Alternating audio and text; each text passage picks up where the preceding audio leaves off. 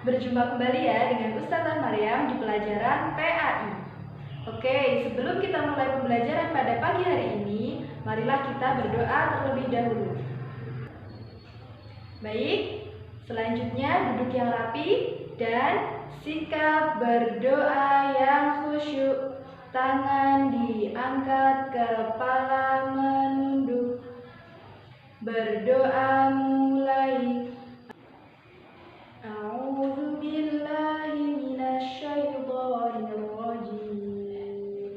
Bismillahirrahmanirrahim. Alhamdulillahi rabbil alamin. Ar-Rahmanir Rahim. Maliki yaumiddin. Iyyaka na'budu wa iyyaka nasta'in. Ihdinas siratal mustaqim. Siratal ladzina an'amta 'alaihim ghairil maghdubi 'alaihim waladdallin. Rabbighfirli wa liwalidayya amin. Baik, sebelum kita mulai belajar pada hari ini, Ustazah akan sampaikan tujuan belajar pada hari ini. Yang pertama adalah anak-anak mampu menyebutkan sikap terpuji dari kisah keteladanan Nabi Hud alaihissalam.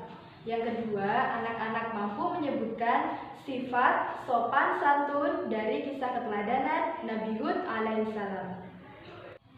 Ingin tahu kisah lengkapnya dari kisah Nabi Hud alaihissalam? Mari kita lihat video berikut ini.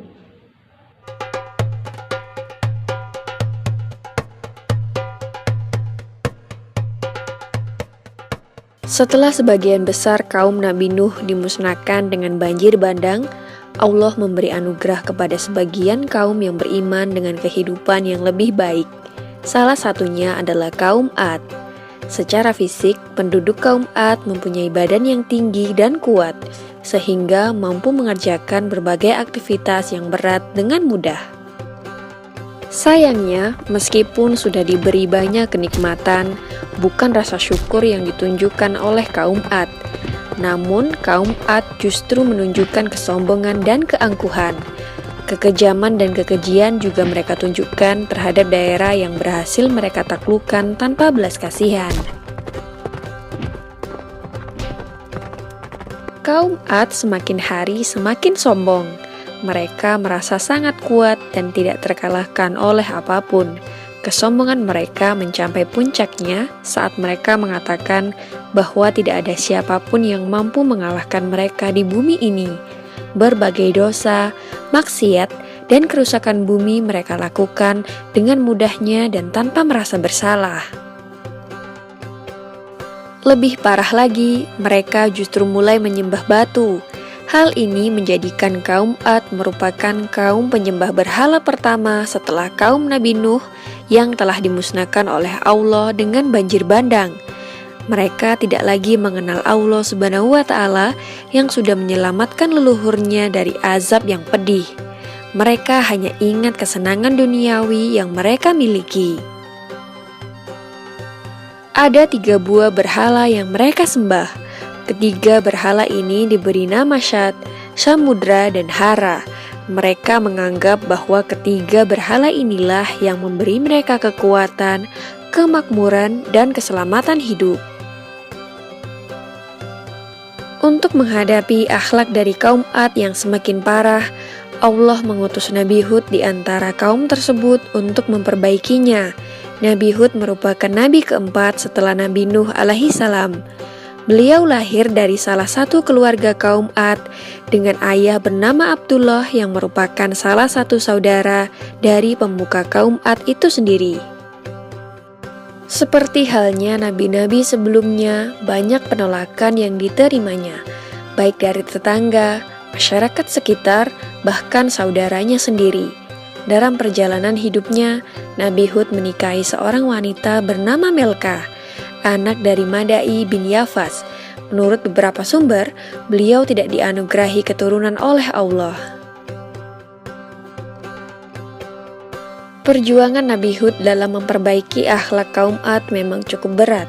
Sifat sombong dan angkuh yang dimiliki kaum Ad seakan sudah menutup mata hati mereka untuk bisa menerima hidayah dari Allah.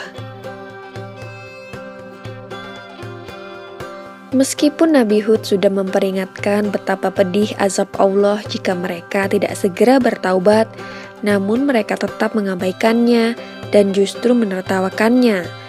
Bahkan mereka juga menantang agar azab tersebut segera didatangkan untuk membuktikan kebenaran dari ucapan Nabi Hud.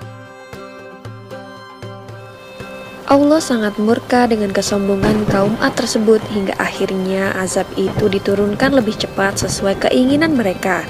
Di saat penduduk Ad bergembira menyambut akan datangnya hujan, gumpalan awan hitam tersebut berubah menjadi hujan badai dan angin topan. Kaum Ad berlarian tak tentu arah dan hewan-hewan berterbangan ke sana kemari.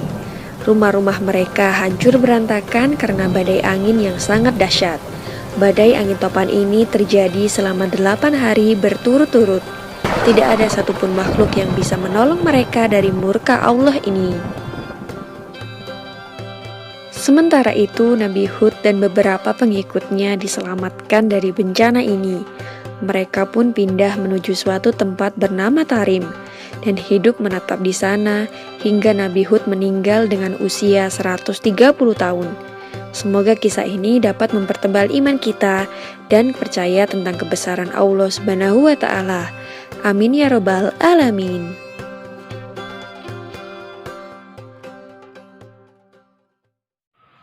Nah, anak-anak sudah menonton ya kisah tadi. Oke, sekarang bagaimana menurut anak-anak tentang kisah Nabi Hud alaihissalam? Ternyata luar biasa ya perjuangan dari Nabi Hud alaihissalam. Selanjutnya, kita akan belajar dan mengambil sisi keteladanan yang bisa dicontoh oleh kita semua di dalam kehidupan sehari-hari. Baik, teladan dari kisah Nabi Hud alaihissalam yang pertama adalah Nabi Hud alaihissalam selalu taat kepada Allah Subhanahu wa Ta'ala dan berbudi luhur. Yang kedua, siapa yang beramal solih atau beramal baik akan mendapatkan pahala dan kenikmatan di surga. Yang ketiga, siapa yang berperilaku jahat akan mendapatkan siksa di neraka. Yang keempat, sejak kecil Nabi Hud alaihissalam selalu memberikan contoh perilaku terpuji. Dan yang terakhir, ia selalu bersikap sopan, santun, dan berbudi luhur. Baik, sekian pembelajaran pada hari ini. Ustazah harap anak-anak semuanya bisa mencontoh sikap-sikap terpuji yang dicontohkan oleh Nabi Hud alaihissalam di dalam kehidupan sehari-hari. Cukup sekian dari Ustazah. Jangan lupa tetap jaga kesehatan, pakai masker, dan jaga jarak. Sekian dari Ustazah. Mohon maaf apabila banyak salah kata. Wassalamualaikum warahmatullahi wabarakatuh.